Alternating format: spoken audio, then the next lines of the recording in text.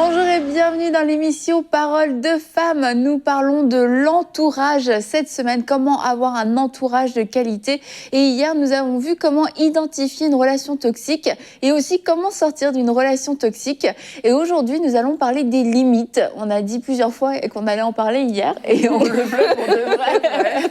On le fait pour de vrai parce qu'hier, on commençait à en parler pour dire que lorsqu'on était dans une relation toxique, quelquefois, c'est parce qu'on n'avait pas respecté les limites. Et souvent, quand on parle de limites, ça semble hyper négatif, en fait. Comme si c'était des murs, c'était des barrières, que ça allait nous éloigner.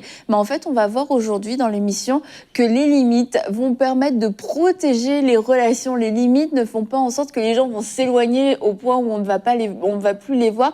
Mais les limites vont permettre de délimiter, finalement, notre intimité, vont permettre de délimiter notre chez nous émotionnel, notre chez nous spirituel, aussi notre chez nous physique, pour avoir ces relations harmonieuses et épanouies avec les gens où on ne va pas se sentir constamment envahi, dans des relations dans lesquelles aussi on peut ne pas se sentir respecté. Et souvent, en fait, moi j'ai remarqué avec les limites, c'est que quand on pose les limites, étonnamment, de façon vraiment surprenante, les gens vont respecter les limites, tout comme chez toi, si tu mets une barrière, en fait, ou une propriété privée, je sais pas, les gens ont du bon sens, en fait, j'imagine, et du respect pour les limites. Ils vont se dire, la plupart des gens, bien entendu, vont se dire, c'est propriété privée, j'arrive chez quelqu'un, j'y vais pas. Mais s'il y a rien pour indiquer, t'as l'impression que c'était un sentier ouvert à tout le monde, un chemin ouvert pour tout le monde,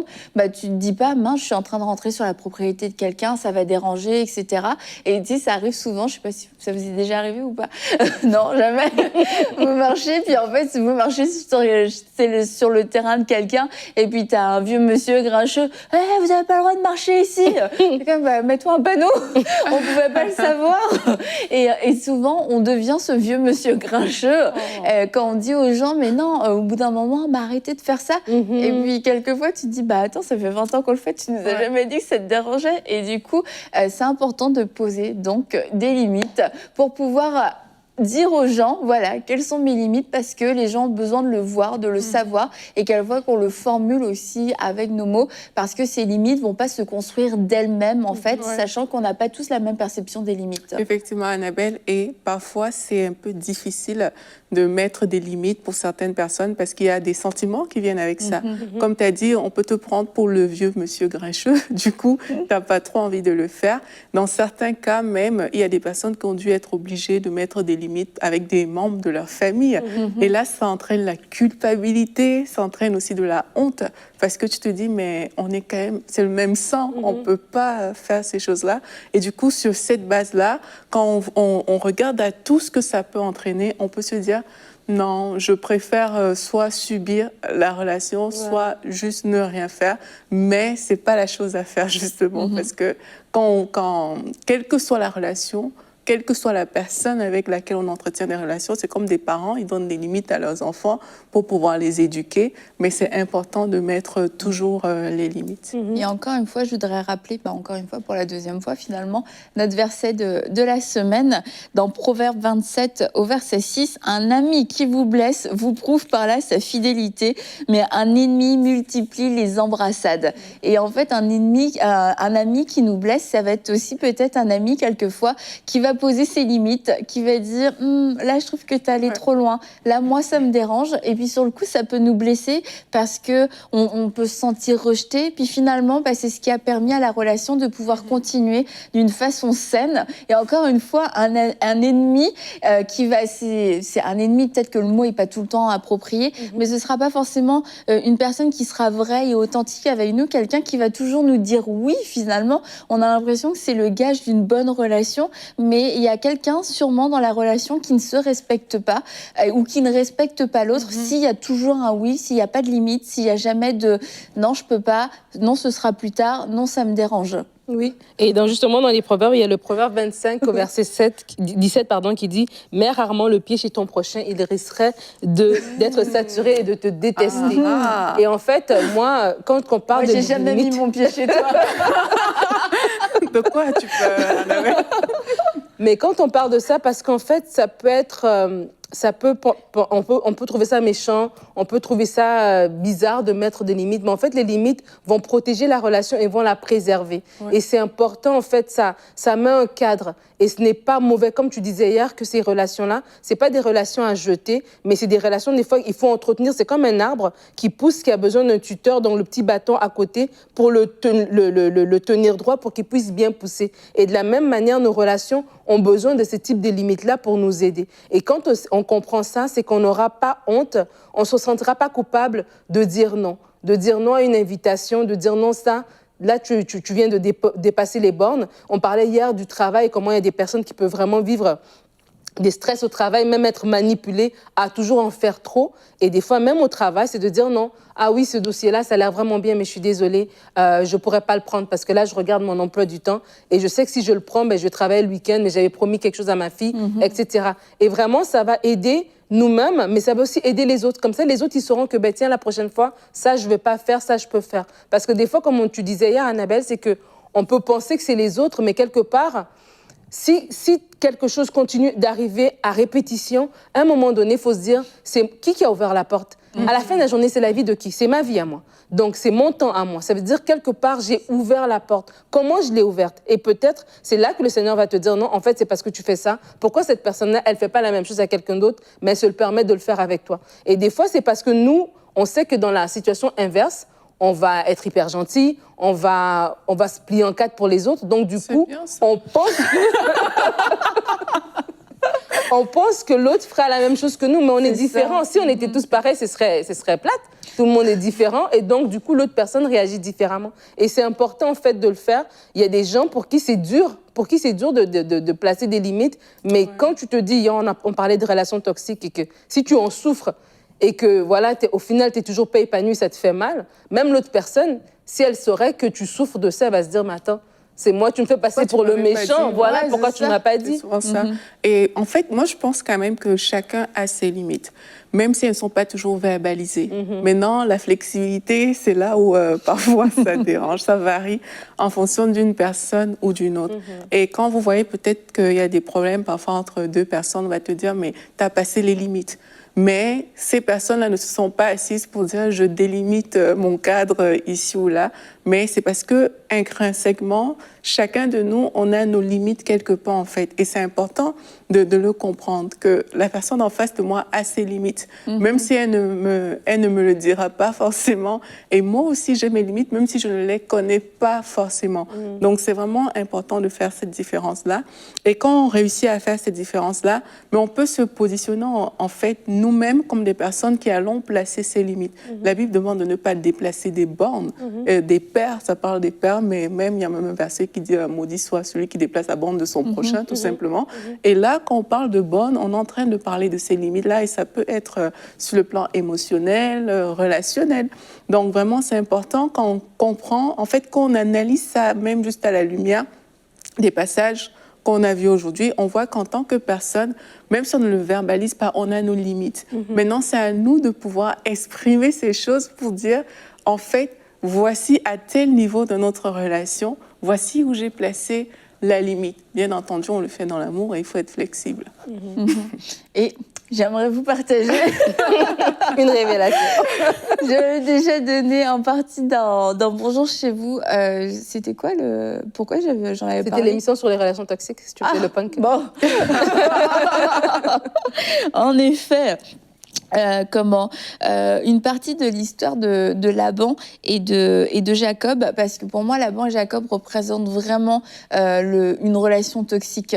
Laban, c'est bon, vous pourrez aller relire toute l'histoire parce que ça va être un petit peu long si on refait toute l'histoire, mais Laban tenait vraiment Jacob captif avec des fausses promesses pour avoir sa fille. Oui, tu vas l'avoir, mais travaille encore pour moi. Et tu vois que Laban était sûrement quelqu'un d'animé par le désir de gagner et il avait trouvé en Jacob un employé gratuit qui était prêt à travailler comme un fou pour pouvoir avoir sa fille, et il en a profité jusqu'au bout. Et finalement, à un moment donné, Jacob se dit, c'est plus possible. Donc sa première réaction, mais peut-être qu'Aurélie en parlera plus tard, sa première réaction pour sortir de cette relation toxique, il va choisir la fuite.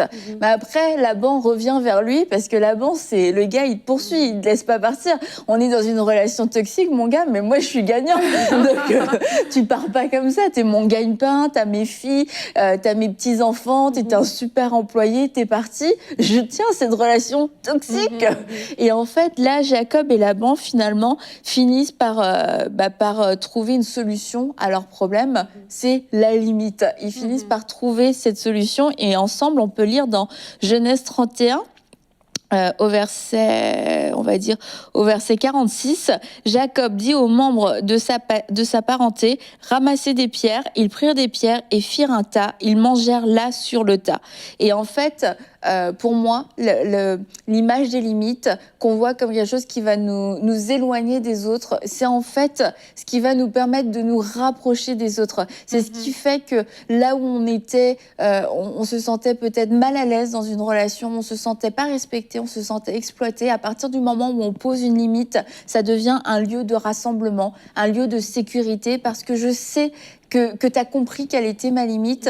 Et moi, je connais aussi tes limites. Du coup, on peut se rassembler. Du coup, on peut manger ensemble parce que on va se respecter. Avant, quand on était trop près de chez toi, c'était que tes règles et j'étais en train de subir. Je me sentais pas à l'aise. Mais maintenant, on a délimité ensemble cette limite que toi, tu respectes, que moi, je respecte. Et ça devient un lieu de rassemblement. Et c'est dans nos relations, c'est de se dire où est cette limite pour qu'on maintienne cette relation. Quelquefois, c'est sûr, c'est pas possible de maintenir certaines relations. Elles sont vraiment, y a pas la limite, elle est très très loin.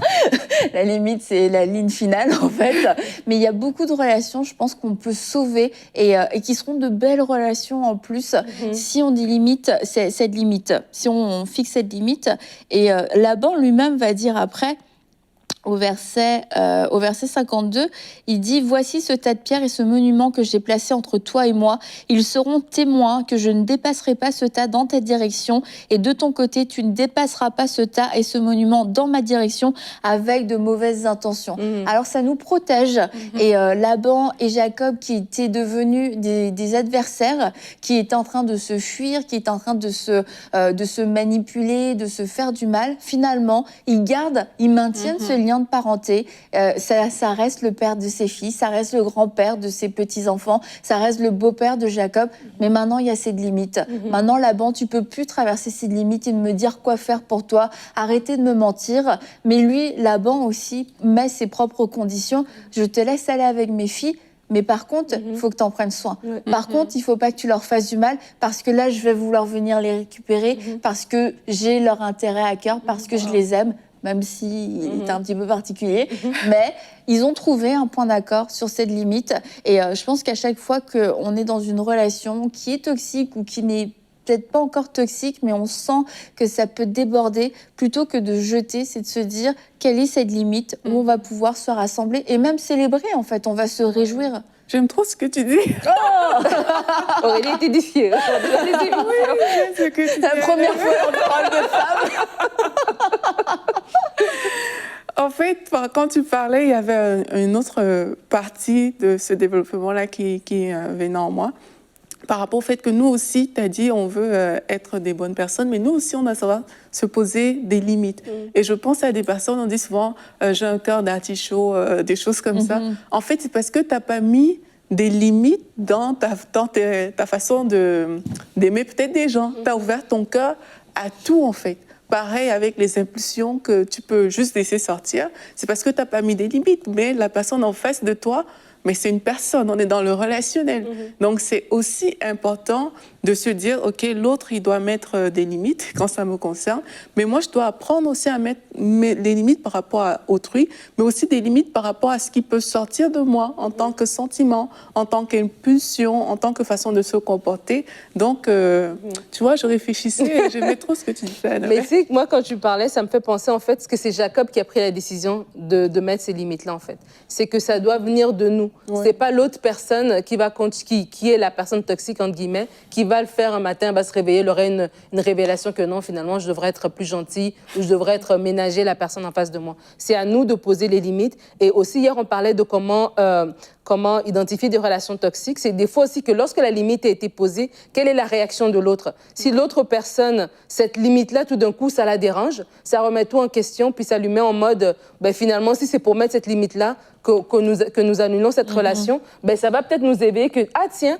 donc au fond, la personne, elle n'a pas mon intérêt à cœur, elle n'a pas mon épanouissement à cœur. Au fond, elle ne veut pas que cette relation s'améliore pour moi aussi, mon intérêt à moi. Elle veut juste garder son intérêt à elle. Et comme on parlait que des fois, dans les relations toxiques, il y a de la manipulation.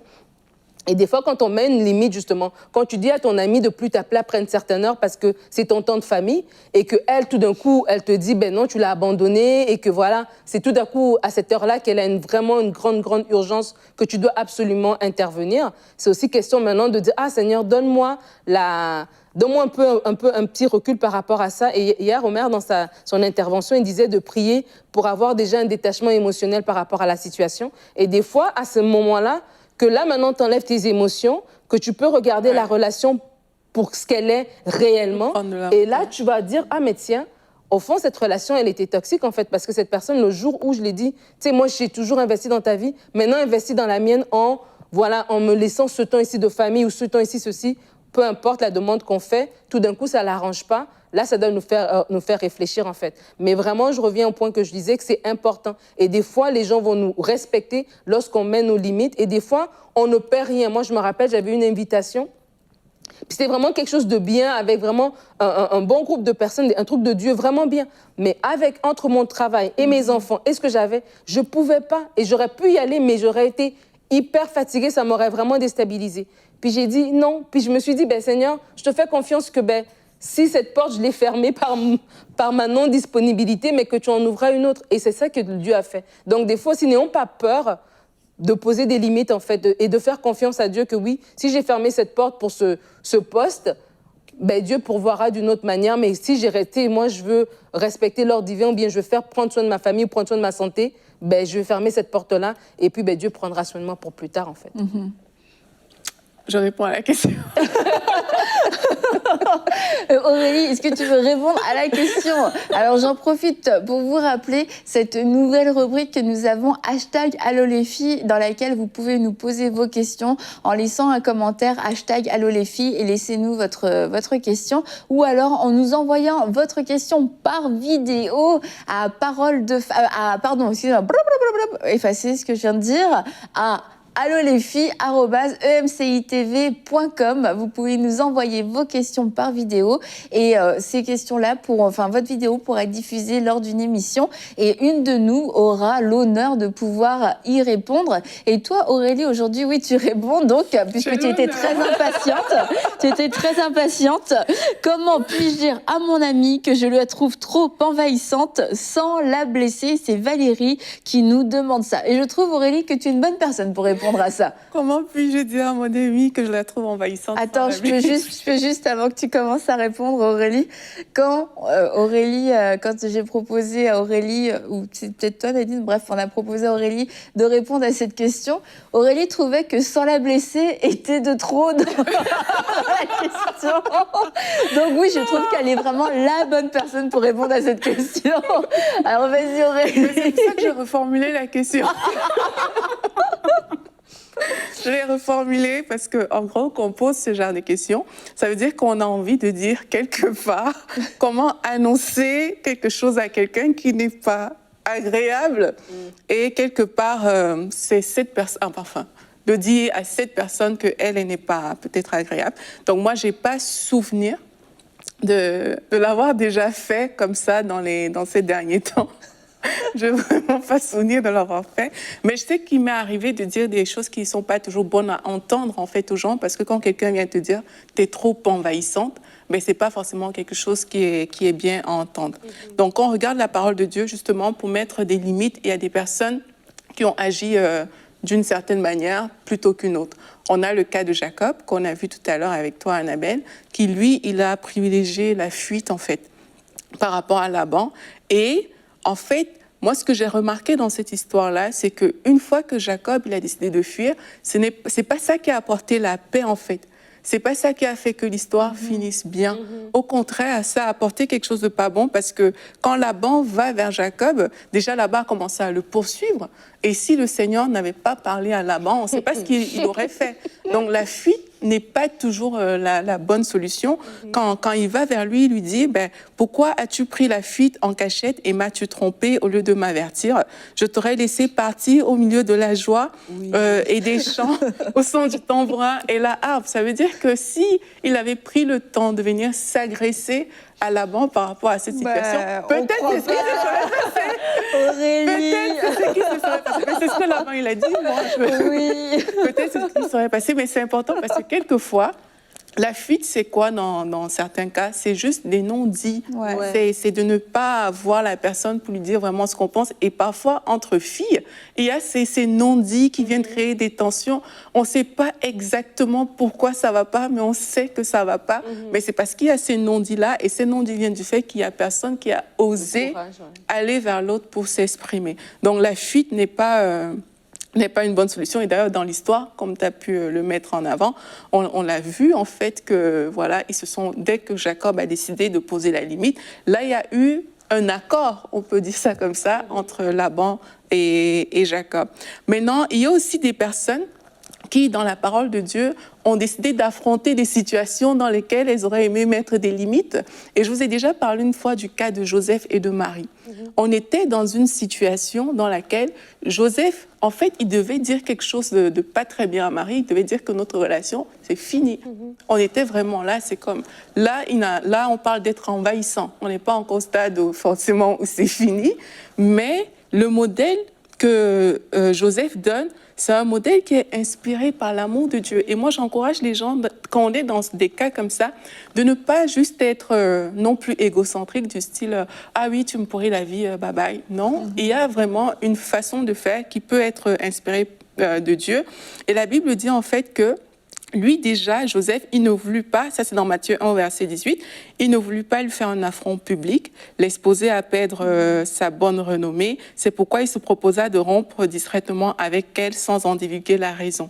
Donc là, on voit que c'est déjà un processus en fait qui implique quelque chose, que dès qu'on veut dire des paroles dures à quelqu'un, qu'on ne lui fasse pas un affront public parce que ça risque de ridiculiser la personne, qu'on ne cherche pas à exposer cette personne parce que dire à quelqu'un que tu es envahissant, ça peut venir créer quelque chose à l'intérieur de la personne et qu'on le fasse avec discrétion.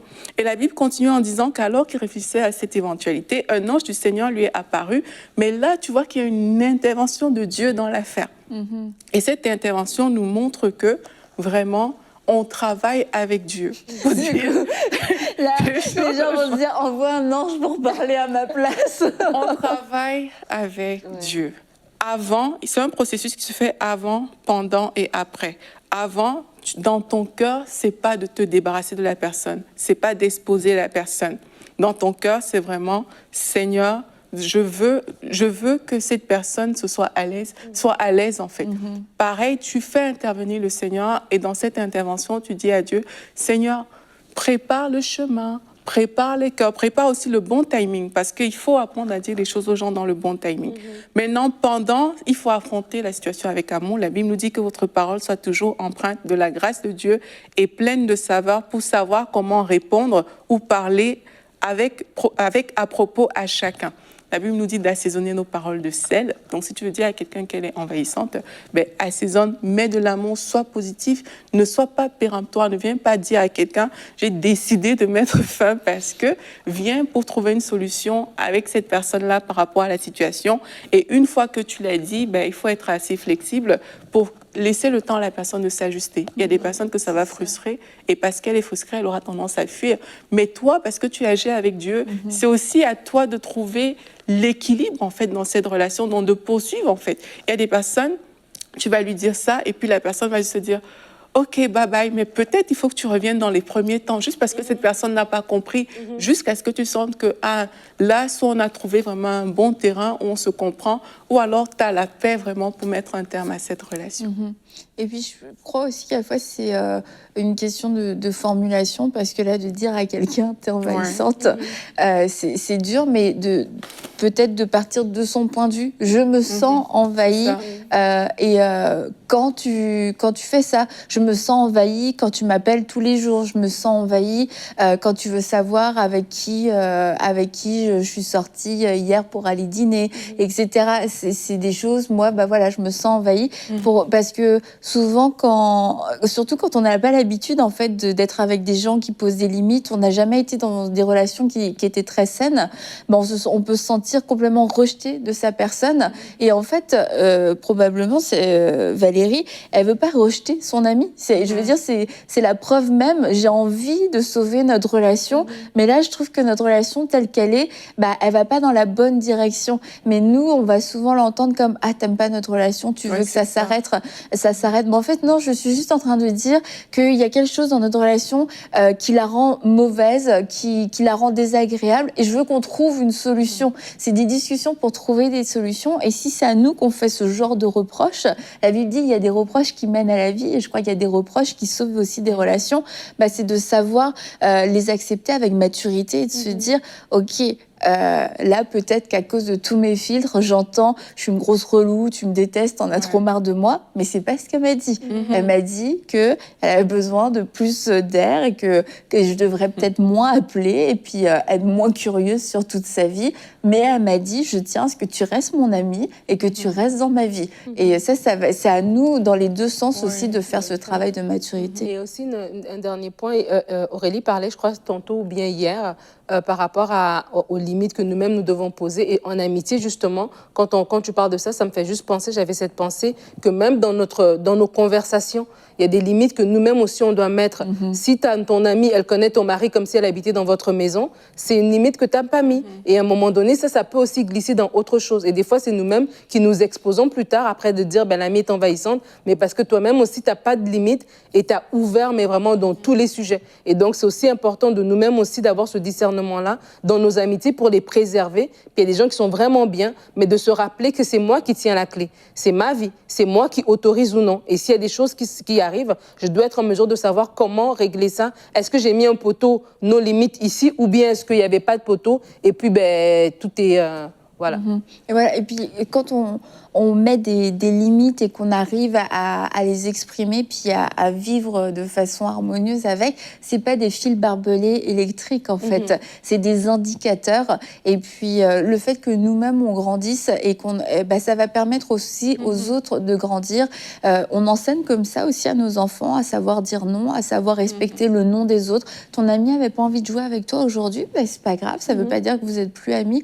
Et si vous ne savez pas, il y a différentes façons de poser des limites. Ça peut être, vous avez des repas familiaux tous les dimanches et puis finalement ça se termine toujours mal. Peut-être qu'il faudrait pour vous n'assister qu'à un seul repas par mois. Avec votre maman, c'est souvent conflictuel. Avec les enfants, avec votre mari, vous avez l'impression qu'elle se mêle de beaucoup de choses, mais elle vous appelle tous les jours pendant 1 heure. Ce serait peut-être le moment de dire, écoute maman, j'aime qu'on s'appelle, j'aime qu'on se donne des nouvelles, mais je pense que ce serait mieux qu'on s'appelle qu'une seule fois par semaine, et parce que ça va éviter à votre maman de s'immiscer dans le quotidien. Ça peut être aussi dans le domaine, je sais pas, vous avez des amis ou de la famille qui vous donnent toujours leurs enfants à garder et ça vous dérange. Apprenez aussi à dire non, à dire moi ça me fait plaisir de garder vos enfants, mais je veux pas être la nounou attitrée parce que j'ai dit oui peut-être pendant 6 mois d'affilée, mais sachez que je suis fatiguée, c'est pas ce que j'ai envie de faire. Donc ayez du courage, comme Aurélie nous l'a dit, on met vraiment Dieu dans l'histoire, on demande à Dieu sa sagesse pour nous montrer où poser nos limites et comment les exprimer, et que ces limites soient des éléments de protection dans vos relations, des éléments aussi, des endroits de réjouissance et de célébration pour éviter de casser des relations qui sont appelées à se développer, mais dans une certaine limite. Alors on va se retrouver demain dans Paroles de Femmes et nous parlerons des personnes différentes de nous.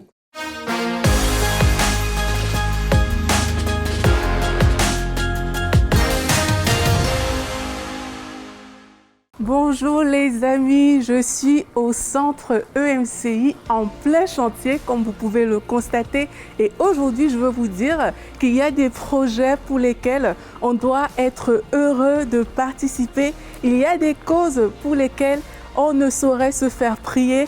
Alors rejoignez dès aujourd'hui les 3500 héros et faites partie de ceux qui écrivent l'histoire de l'évangélisation de masse via le centre EMCI. Dès maintenant, donnons pour achever la construction et équiper le centre EMCI.